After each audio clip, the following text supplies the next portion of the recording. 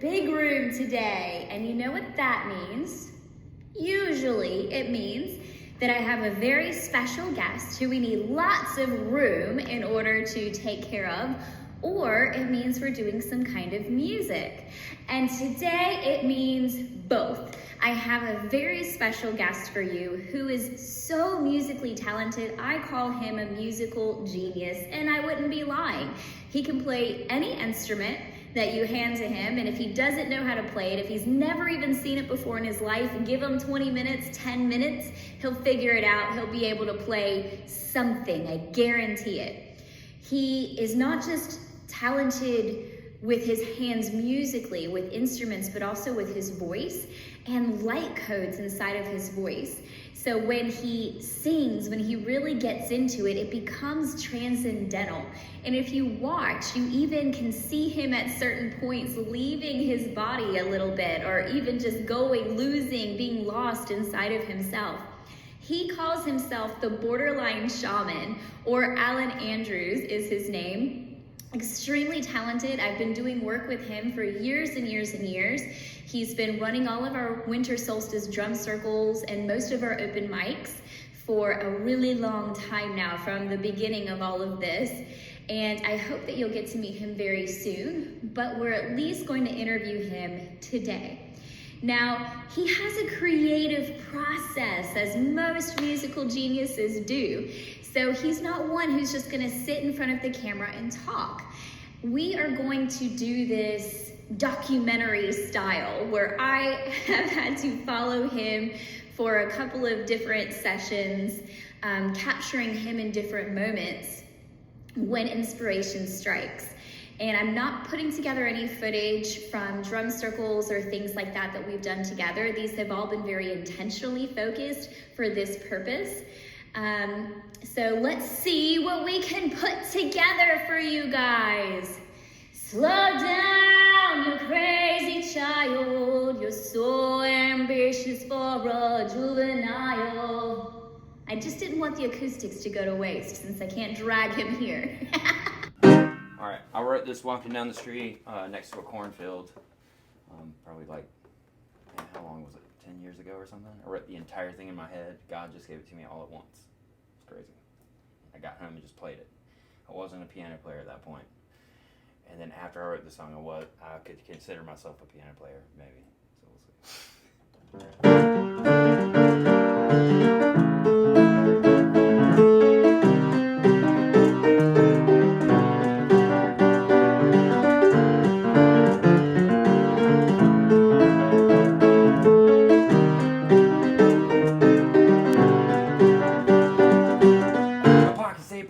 see. But man, it ain't as simple as it seems for me to pick up where I left off just before. My head was spinning when you headed for them stairs, and then I passed out on my empty bedroom floor. Bare feet and walking through rat-infested streets, selling all the crumbs that we could bread. I hear you often in the melodies and beats. See you in the faces of my friends. The world around will be changing so fast. Split myself a million times, run to hide in pieces of the past. Sleeping giant, awake now and screaming. Yeah, we're living answers to questions that we never thought to ask.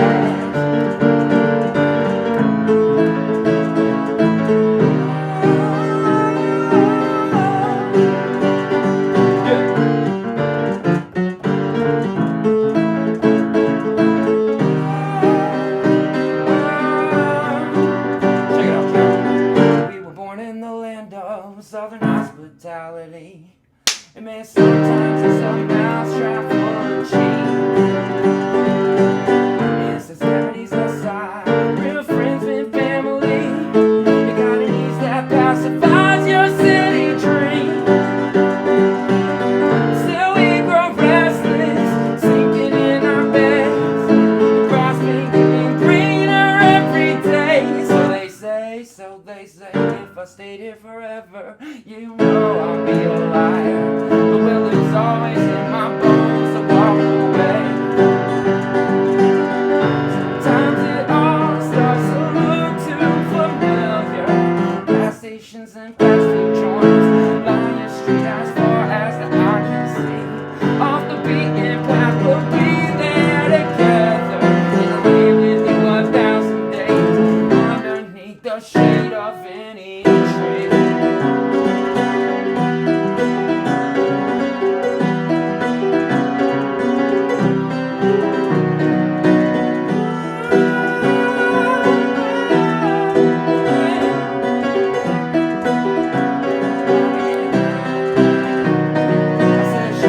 Human around which the world revolves. Your problem solved, thought you had some balls. We drawing straws, calling all flowers off the wall. I'm free falling off the wagon, slinging dragons from teeth to claw. Ship was off course just before you sank it. Shit just like a thumb and security blanket. Holding one, but you begging a statement. Arrangement was off, he's too anxious. This man did chick wanna marry me, friends or family. This town gonna bury me alive. Yo, chick wanna marry me, friends or family. This town just might have saved your life, man. Star spangled camera angles, hammer nails and the angels bar bliss. And she likes to strangle my shit scout. Get this thinking this is oh so serious. Just let it go. Oh,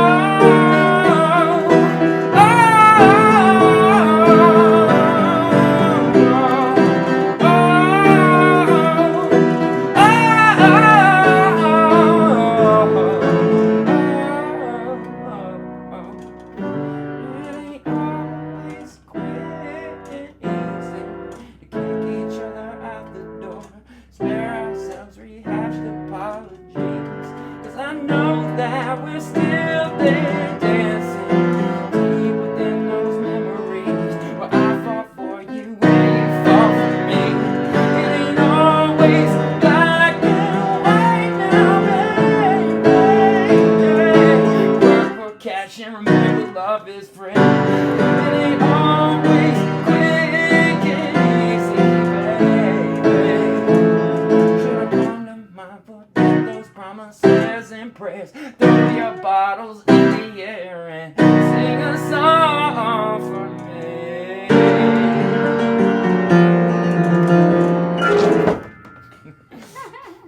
All right. He's a great songwriter, man.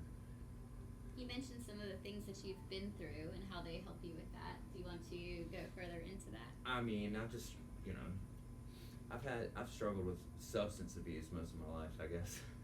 That's like, as most creative geniuses and sensitives do from I time to time. have a theory about why that is, and I think that addiction is kind of a manifestation of obsessive compulsive behavior, obsessive compulsive disorder. So making music or making art, you get into a flow state, right?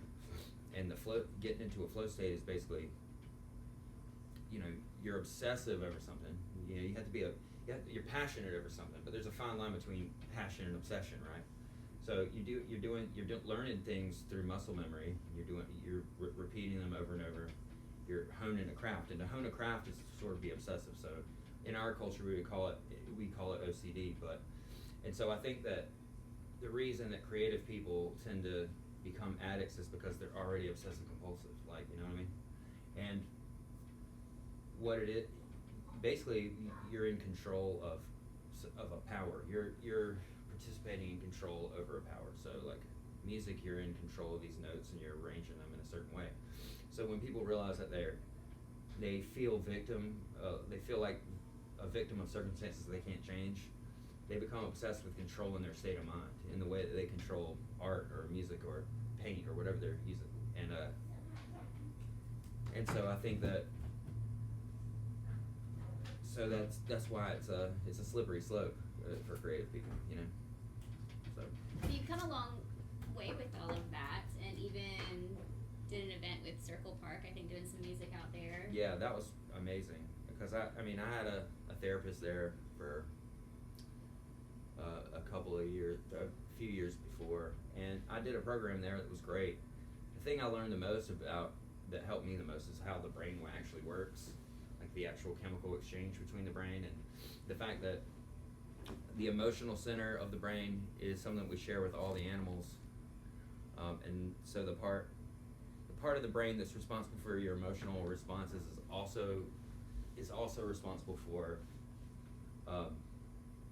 addiction and like for cravings and for desire, those kind of base level desires. They come from that part of the brain. So I thought that was interesting because we share that with all the animals. So all mammals have feelings, and they feel deeply emotional about their children and things like that. So if people ever wondering, but the frontal lobe is what makes us different, right? Like we have, and that's the logical part of the brain. So I think the higher self that's been referred to by ancient people is real. You know, it's kind of and what I think is interesting is that the structure of the brain is actually a story in a way. If you believe in evolution, I mean, you have the base level reptilian brain, and then you have the part of the brain that mammals have, the midbrain, but the frontal lobe is what makes us different. So the higher self kind of is our way of perceiving the future. We can perceive the future, so we can imagine what we could be. You know, so we're never where we could be. We always have something to work towards, like a goal to work towards. You know, so I was well aware when I wasn't all I could be that I wasn't all I could be. You know what I mean? So that's good. It calls to you, you know, it pulls you forward basically, and so that's good. And it felt really good to go back and show my appreciation for that place because they taught me a lot, you know. So it's cool. We'll get to share music with them, and Levi was playing out there with the bubbles and whatnot. So. Well, I find you an inspiration, not just because of all the things that you've been through, but honestly, I feel like you are a very pure, creative kind of energy. I find it very innocent, in fact, because it's something very pure, very flowing, but it's also something that I feel like society as a whole has shifted out of in mundanity, if that's a word. Yeah, I think about that a lot. I think that it's a mystery where it's come from, which is good, because anything that you can't explain that is a part of your life, that's a mystery, is humbling automatically, because you can't necessarily take credit for it. So, but I do think that early exposure, like I grew up, I was 2 years old in a church that had original music going on, and it was high energy, and people kicked chairs over and did backflips, and spoke in tongues. So I mean, that level of shame wasn't present as a child, and I would sit right in front of the drums, So there was this spiritual element to music at a very early age for me. Mm-hmm. And my dad played piano up on stage too, for praise and worship and everything. So I had a tambourine, I was 2 years old with a tambourine, so I would play pots and pans. But there was always a strong association with music and worship, or music and gratitude, or music and being humbled by the universe, bigger, by God, And so I think that I take that energy with me through life no matter what. And like playing in a church is interesting because everyone is there for the same reason, pretty much. I mean, people have their own internal motivations, but I think that everyone's there to achieve the same goal, which is to create a state of worship or a state of awe. Being in a state of awe while you play music is important, because and then you get into the world and start playing in bars and stuff with guys. So you're in a band. Somebody's in it for the girls, somebody's in it for the drugs, somebody's in it for the money, somebody's in it for the fame. There's different reasons to be in it, and when you have that sort of disharmony going on in the personalities while we're all up there, it can go. It doesn't always gel as well, I guess that's why like football teams pray before the game or something. I mean, that's just a tradition, but getting unified and getting on the same page and like what do we want to accomplish, And I think that what I've learned, I mean, I don't always ask myself those questions before I play or anything, but what I've seen in my life is that I've seen people in pits of despair in my life, right? Drinking themselves to death, or really struggling with what they're struggling with, but they know how to play a little bit, but they're shy and they don't want to play in front of anybody, they don't want to get on a stage, and I'll be like, I've got an ear for that, for the, you can play me 3 chords with something the same, like, keep doing that. That's what you need to do. Like, put down the bottle and do that. Like, because it's amazing. It's great, And you start to cultivate that almost like a garden, It's like you can hear that little spark in them, and it's like you start feed that, you know, because we're always feeding something, you know. It's like starve the things that you don't want to grow and feed the things that you do want to grow. And then I've seen people go from their, you know, alcoholics on the couch to a stage and, you know, get their life completely sorted out with music before, with art, you know, with that kind of expression. So I've seen that enough times to know that that's real, you know what I mean?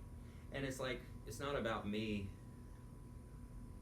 being a part of that or staying a part of that. It's just about cultivating that for a moment, in that moment of time whenever someone's low, and then watching them go out into life with equipped with something new that they can use to overcome, you know, and use to unlock their free expression and all that. And I've seen people come and go out of my life that way, but it's been amazing, you know. I've personally seen that with you, yeah. Because I don't know if you're self-aware of that, but when you walk into a room, especially with the intention to do music or to do a drum circle or, you know, anywhere you show up, right, suddenly the energy is 1,000% what right, it was, right, yeah. and people start to go along with it. Right. People start to dance. They get up. They make noise. They express themselves in a more fearless way, right, just because you do so absolutely 1,000% right, fearlessly. Right. And I've also seen, because of that same fearlessness, people turn away from you or become scared, or it's almost like you're too big for a space from time to time.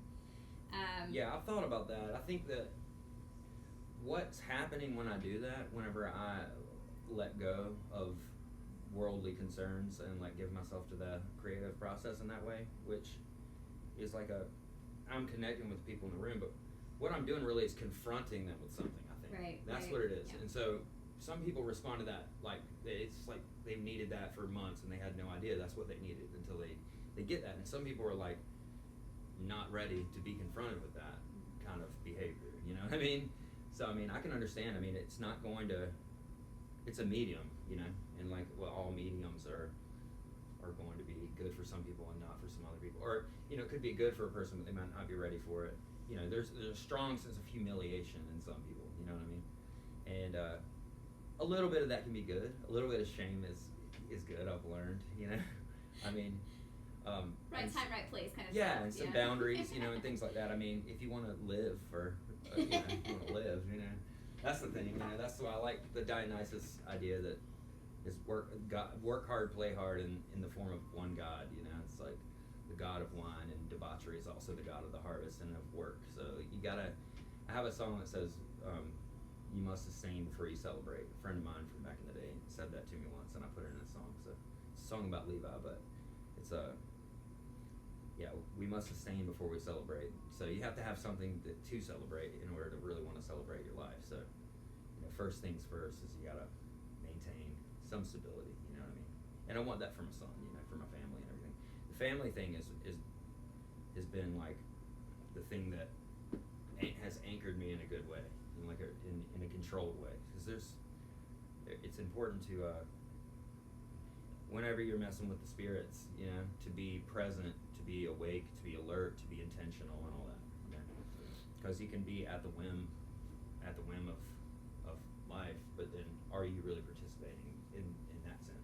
Or if I'm just going through the motions, if I just, you know, I've played music long enough, I can get up and do a dispassionate show with just other people's songs and know it will sound good and everything, but it won't be that kind of energy. So your place has helped cultivate that in me too. It's just the right people, so, you know, people who are open to it.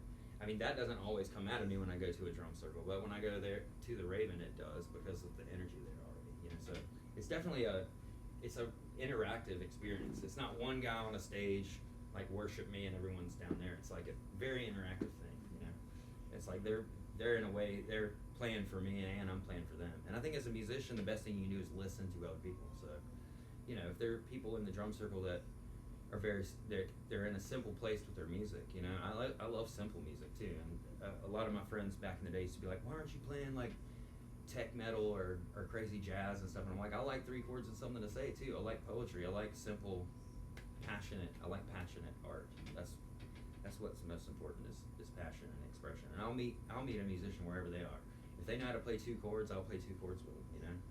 And if they miss the rhythm, I'll miss the rhythm with them, and we'll get back on. Like that's what it's about for me. It's about communication. It's not about I played in a band one time with a guy who he would purposely throw the band songs they didn't know that only he knew, so he could shine on stage, and he was the only one on stage playing the songs right, and everyone else was failing. And I was like, is that your plan? It's like music isn't a sport. It's not a sport for me. I guess it's not a competitive sport, but plenty of egos out there. They'll treat anything like a competitive sport. So let's ride the ego for 2 seconds though, in a good way. In a good way. How many instruments can you play? Tell me. The secret is I only play one instrument, and that's percussion. I just play percussion on every other instrument. Okay. Yeah. Once you get drums, man, everything else is rhythm and melody. So, But you're being guitar. You're being modest. I'm going to interrupt you because you're being very modest. I have never seen somebody be able to sit at the piano or sit at the guitar and be like, in your brain, what key is this supposed to be, and figure it out in 3 seconds flat. Right. That's definitely a gift. Yeah. And it's definitely something I cultivated too. Guitar, bass, drums, piano. I played saxophone for 3 years as a kid, so that helped me learn to read music. And what's cool about that, I would suggest if somebody wants to learn to read music, that you don't pick a chorded instrument first. You pick a single note instrument. The cool thing about something like saxophone is you can only play one note at a time, unless you're playing 3 or 2 at the same time, which you can do, right? But yeah, so you're learning basics. You're not, when you look at piano sheet music, it's overwhelming because you got the left hand and the right hand, and you got a stack of chords. So, when I started Levi learning guitar, he's only 6, so I put 2 nylon strings on the guitar. I have a philosophy of this power and limitation. And the reason I think like that is the way I learned to play piano. I would go up to the practice rooms at a college, and there were new practice rooms, but that was for the students. The old practice rooms were pretty much abandoned. So I'd go in there, and there was a piano that was missing a lot of keys. So I could only play a certain amount. I had to develop a style around all the missing keys, And then when I sat down on a real piano and had those extra keys, it was crazy. I had the sound, I had the style that was developed through limitation. So I was like, it's good to take things in parts. You know what I'm saying? It's kind of like you're not allowed to see the full glory of the face of God or whatever. Moses on the mountain. Otherwise that would kill you. You can't look at the whole picture at once, or your mind would just shatter. Or something. So it's kind of like take things in small parts and then put them together, and that's the way I like to do it. And so because of that, and I think that also empathy, there's a strange relationship between truth, survival, empathy, all those things. They work together to our benefit, So we have mirror neurons when we're a kid, and I think that so that we can imitate, so that we can learn, we embody other people. And so I think when people ask me, well, how did you learn how to play drums, or how did you learn how to play music? I was interested in music. It was around me. My mom and dad sang harmony all the time together. My dad used to play when I was a kid,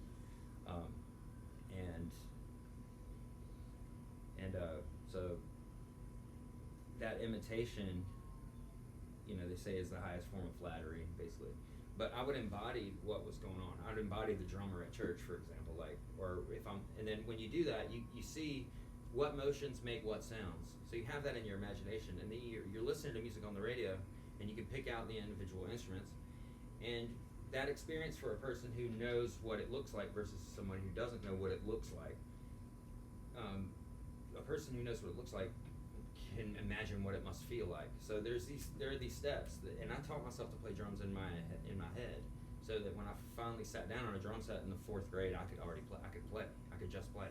Because I've been practicing in my head for so many years, And I think I'm that kind of person. Like, I didn't learn to ride a bike till I was like 11 or 12 years old. But I had a dream the night before that I was riding a bike, and then the next day I was able to get on a bike and just ride. So it's just, making sense of things in your mind, and this really devoting your attention to someone, to drums, for example, drummers. When I hear music, I feel like what it must be like to play. You know what I'm saying? So I feel like you are beautifully embodying and expressing a light code gift. Yeah. Where we have these spiritual gifts. Yeah. And the ability to imagine something and then it be so. Right. But not everybody is so in tune with it. There's a purity in the way that you so easily do it. Right. Because I'm similar, right? So I know in my head how to drive a stick shift. Right. But I would not get into a car and be like, yo, bro, I got this. Right. Yeah, Don't worry about your engine or anything. Right. Yeah, I hear that. You know what I mean? Well, you know. But you can hear something or imagine something, and so it's already been done. Like Right. it's done. You've got it. Well, you feel it in your body whenever it locks in, at least the basic understanding of it. And then, obviously you have to then practice that, and then things become muscle memory. And then you get into it's really important to get into a flow state.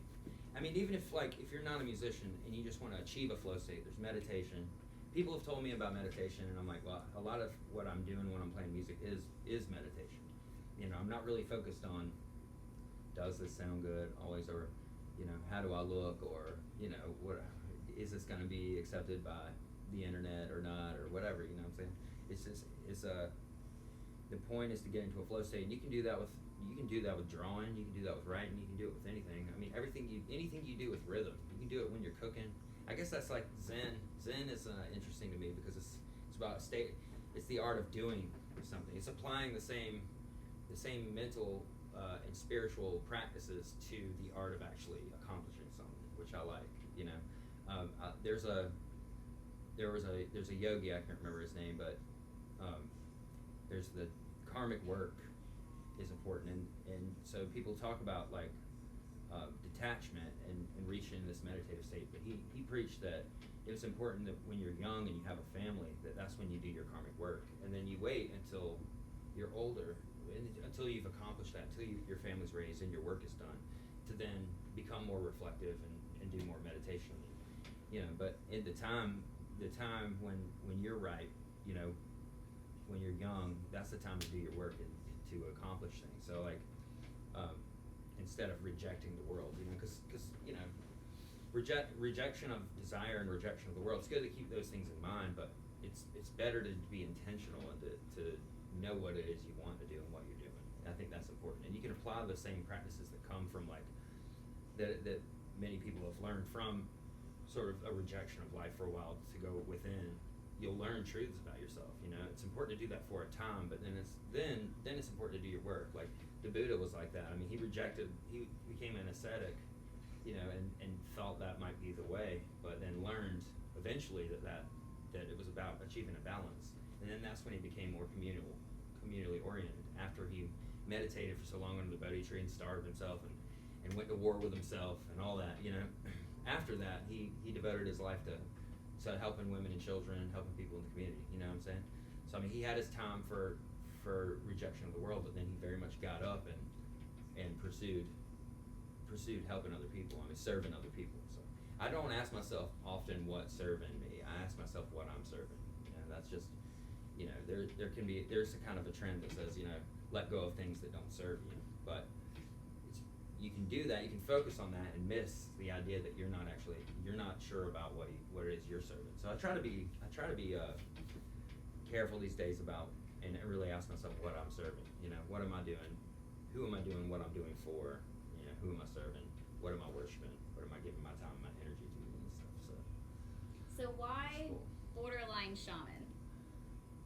Where That- did this name that come name. from? And I almost yeah. can tell because of this Mhm. conversation we had. And I want to back up Right. for 2 seconds because I really, really liked what you said. Because I have a large clientele that by the time they reach a certain age and they're just contacting me or coming into healing sessions or things like that, they're like, oh, well, if I had started this when I was your age, things would be very different. And you literally just explained why that is. Right, right. You have to have your time with family and with doing your work, and that's your karmic path, and then you reach the space where you do reflection and healing and things Right. like that. But this generation is very different. And I think you started a little with that too, in the Hustle balance and of flow. everything. Mhm. Well, there's a spiritual awakening Right. happening right now, and a lot of people are trying to come into this very, very young. And Right. we're even raising our children to come into this very, very young. Right. but it's almost like the balance of that. You still have to do your work. You still have to walk your karmic path. You still have to, you know, and I think the balance of that is a little bit harder for this generation because they see the bigger picture already. Right. Well, I think that it's important for us to teach our kids then, or the younger generation, the difference between the system and the world, maybe. You know? Okay. Because you can reject the world and embrace nature, you know. You don't want to reject the earth.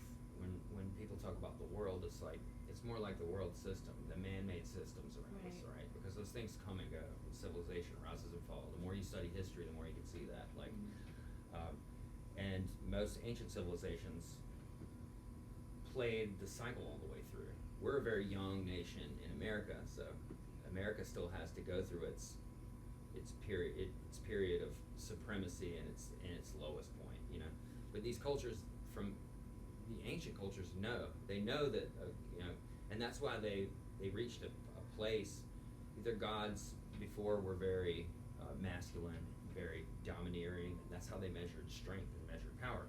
But after your civilization crumbles and you watch another one rise, you realize that putting all your faith in that kind of, you know, not having a balanced society, you know, not having a balance within yourself, understanding that there's strength in humility, there's strength in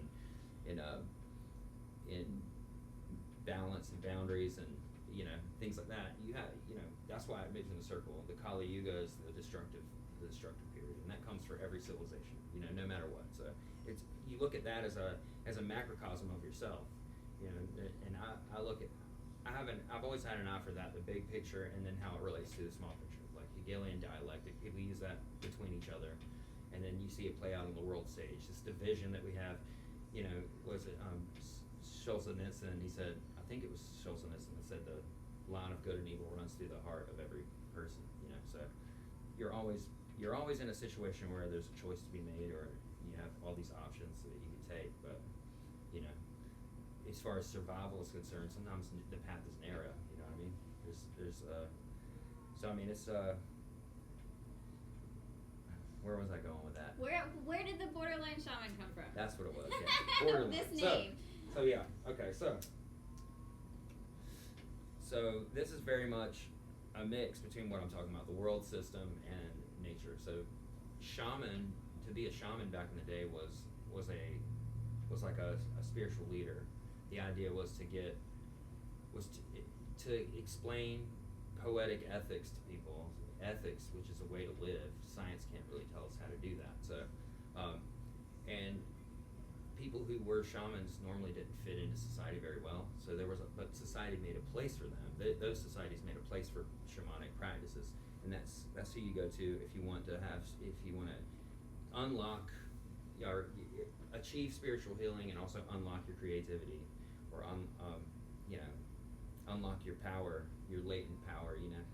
And so I was thinking, there are a lot of people I know that have that ability in our society, but our society hasn't really made a place for that. You know, it's more like, well, you don't fit in. So, I knew a lot of people in high school. It was trendy to diagnose with people with borderline personality disorder. I mean, you can read I definitely I have some of the markers of someone with that. But so I think because of our Freud influenced culture, you know, our highly psychological culture, the borderline represents modern day attempts to categorize people who might otherwise would have had a place in ancient society. So borderline is the modern and shaman is the ancient, and it's a fusion between our modern world and the ancient world, you know. And so, like, I can't quite be one or the other. I'm not quite borderline personality, and I'm not quite a shaman because of the mix between what I am and what I'm living in, what I was born into, you know. So that's what it represents, borderline shaman. That's what it represents. And that perfectly goes into what you were saying about the flow state and how that's actually what's coming out when you're doing the music, just embodying all of that. Yeah. So you used to be in a band with my husband called Bass Urges that was all about bass guitars and drums, right? Do you remember any of those songs. Oh man, yeah, some of them, they were great. There was one Mike Brown is really good. Yeah, Mike was in that. There's one he used to sing about candy or something. Yeah, that was a good one. Well, Mike was the songwriter, the predominant songwriter in that. That was his baby. That music belongs to him. So it's his intellectual property. But I got to be a part of that for a while. So my favorite song was "One Thing I Learned About This Life That We're In Is There's a Jesus and I Ain't Him." That's a good one. Yeah, so I like that. Yeah, that was fun. 6-string bass with active pickups. I played the 4-string bass with passive pickups, and then we had a drummer. I did do one song with Don Karaoke that we recorded together, so that was my contribution. On bass. Yeah, Don Karaoke is a song about, if you ever go to karaoke night and you've seen that one guy. There's one guy that like is just passionate. No matter what, you could have 2 people in there. It could be the bartender and you, and he's going to show up every karaoke night. He's going to be there till the end. And that's Don Karaoke. So. Do you want to play it? Yeah, I'll play it. It's been a long time since I played that. Sorry to spring it on you. Let's see if we can do it on bass. I'm sure everybody knows one Don Karaoke.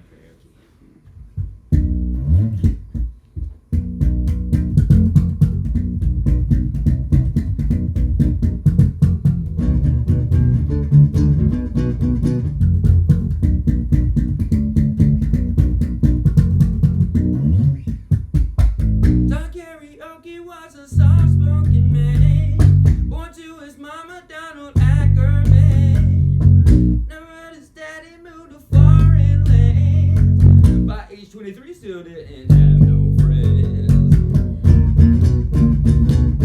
1, 2, 3, 4.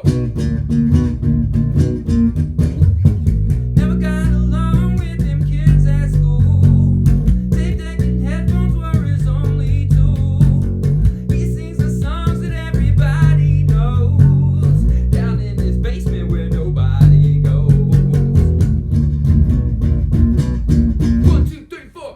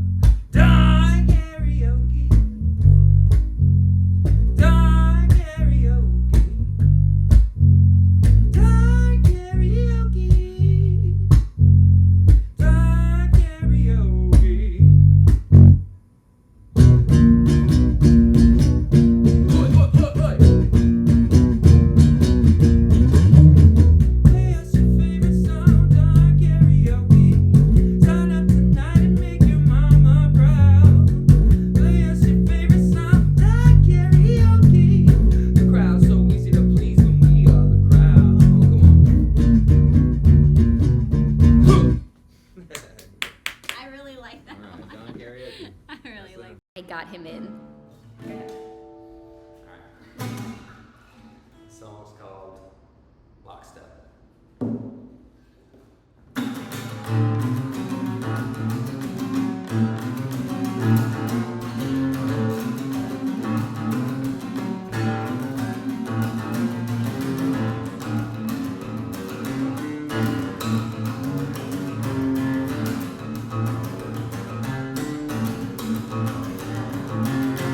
You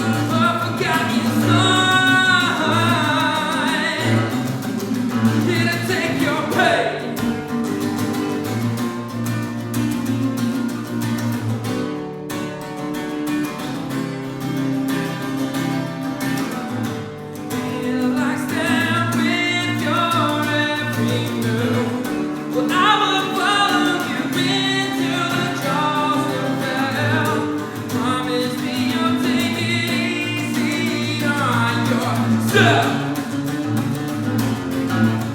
Nobody punishes like we do. Boy, you ain't got a clue.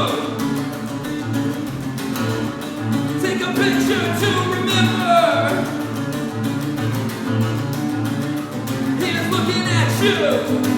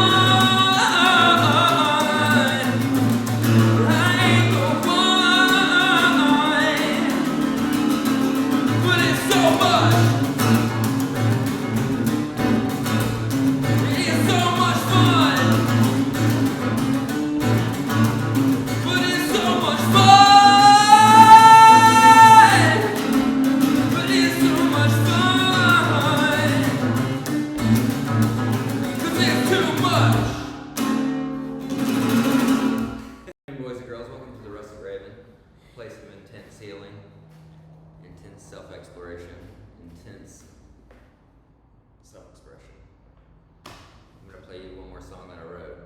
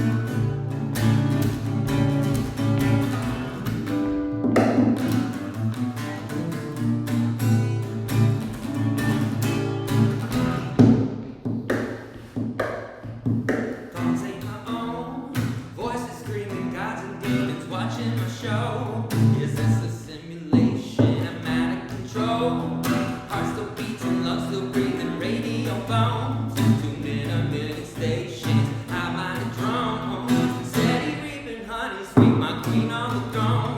She buzzing at the children, I roll like a stone. Ain't no reason, no completion, she got the flow.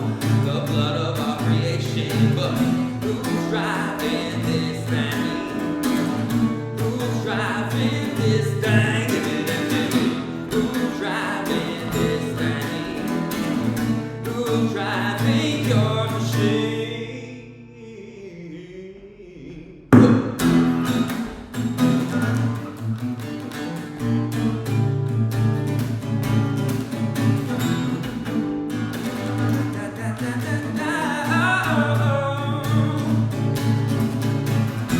He walk around, it's tricky. The dark eye by the time the light makes it to my eyes. Ghost haunts in my retina, let's try as you like. No dependence on your senses, they only lie. Your mind ain't gonna let you see through the veil. So defenseless, rows of fences, your line of sight. Be stretching on forever, death of the blind. Can't see the face, can't hear the name of God and survive. Yes, we can't be together, so who's driving this thing? Who's driving this thing? If it isn't me, who's driving this thing? Who's driving your machine?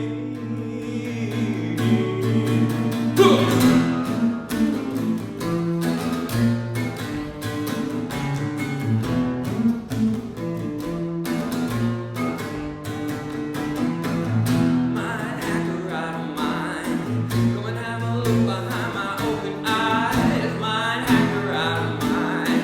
Memories keep us immortalized. Mind hacker, we don't mind. If you wanna know, baby, I'm doing fine. Mind hacker, I don't mind. Tell you anything that you can find.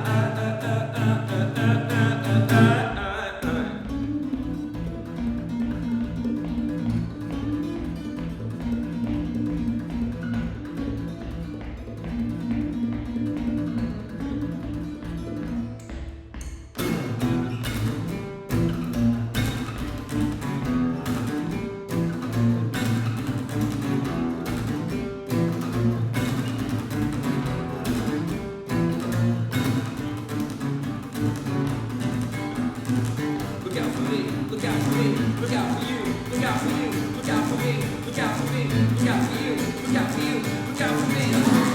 In my room, Mother Nature sings. Praise me, praise your glass and drink a toast with me. Ageless, kill your twin under the Bodhi tree. Faceless with your voice and let the cold world sing. But now you'll be the one. You'll fly far too close to the sun.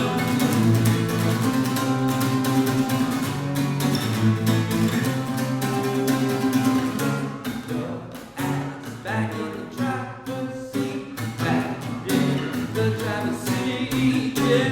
Your twin under the Bodhi tree, your voice and let the cold world sing.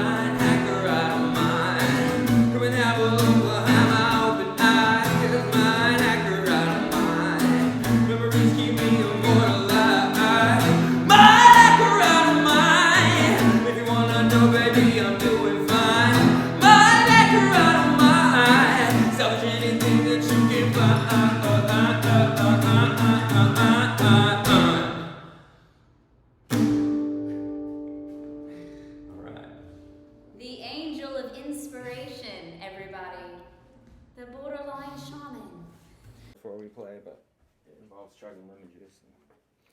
Is that so? Oh yeah. All right, let me try. This will make your brain tingle. Burns on the way down. It burns good. Woo! That face. Gross. And then I see your face. All right. All right, you ready? Yeah, let's jam it. Yeah.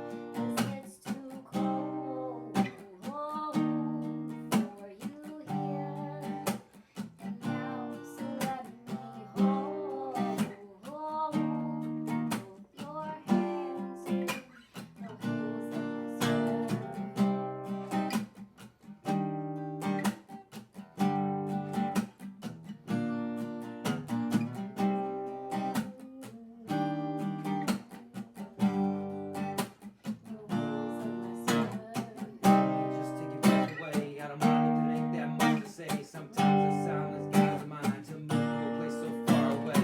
The goosebumps start to raise. The movement of my left hand touch your waist. And then I see your face. Put my finger on your tongue 'cause you love the taste.